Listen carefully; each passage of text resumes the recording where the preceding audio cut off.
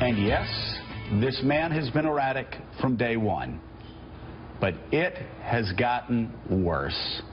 He has, as Douglas Brinkley said, a confused mental state that has gotten worse. We're not diagnosing anything, but there is no doubt that there is something impacting his thought process. Something is wrong with him. The Republican Party is enabling the mental illness on a daily basis. We're oddly influential with the guy who wants to kill us. The mainstream media ramping up their attacks on President Trump, suggesting he's now suffering from a dangerous mental illness. And the media aren't the only ones questioning his sanity. More than 800 mental health professionals have formed a group called Duty to Warn. Their mission to warn Americans that Mr. Trump must be removed from office because he's dangerous. Joining me now to defend those accusations is psychologist and founding member of Duty to Warn, Dr. John Gartner. Have you evaluated the president face-to-face?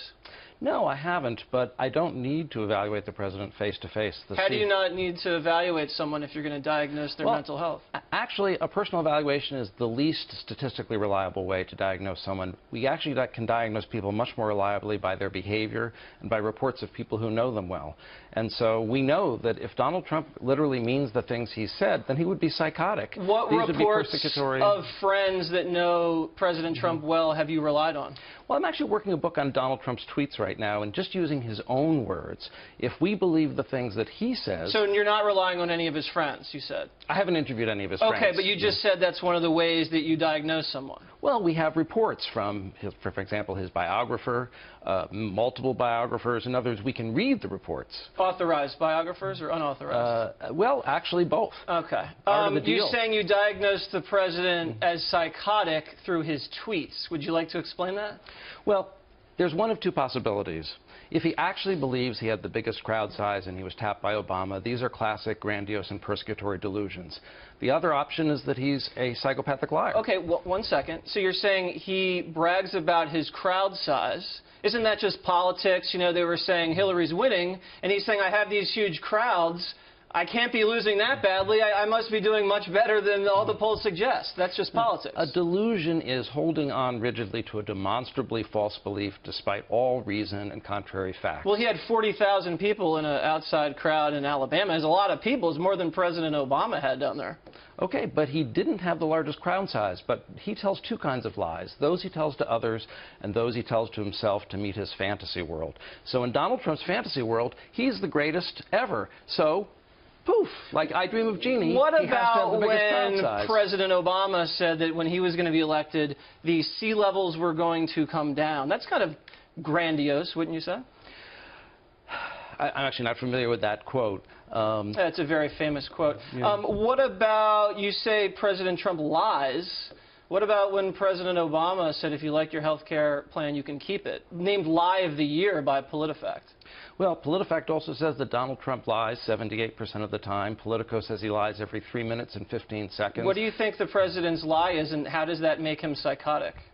Well, I'm saying that actually he suffers from something called malignant narcissism, where he is both a liar and has paranoid, persecutory ideas. What has he lied about?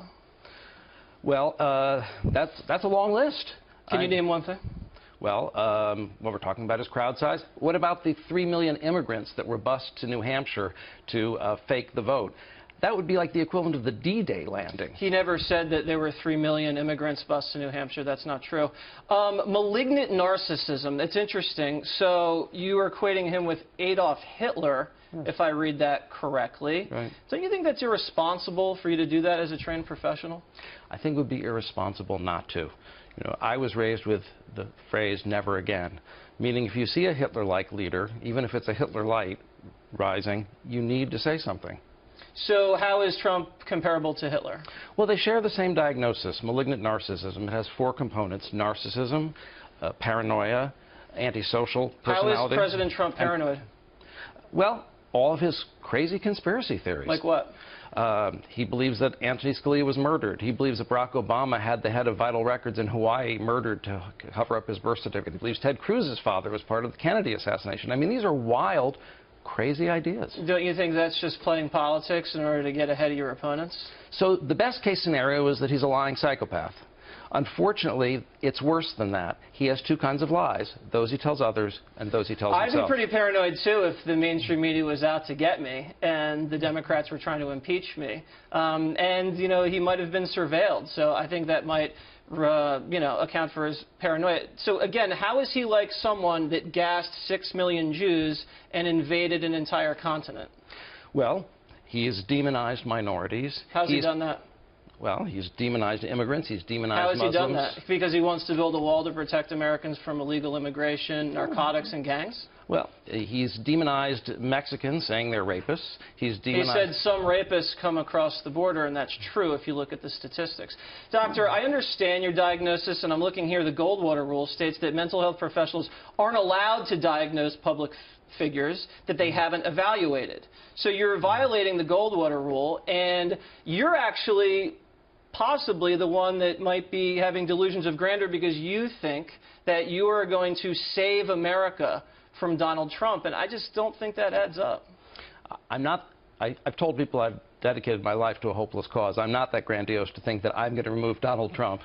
But you're telling everybody that this guy is going to murder the rest of the country if we don't get him out of office. He might. Seems a little paranoid and delusional from you, if you don't mind me saying that. But to answer your first question, we have a duty to warn. If somebody is dangerous, then we violate even our most sacred principle of confidentiality to warn potential victims. Okay, well, I have been warned. I don't know if I'm going to heed the warning, but, Doctor, thank you very much. Thank you for having me.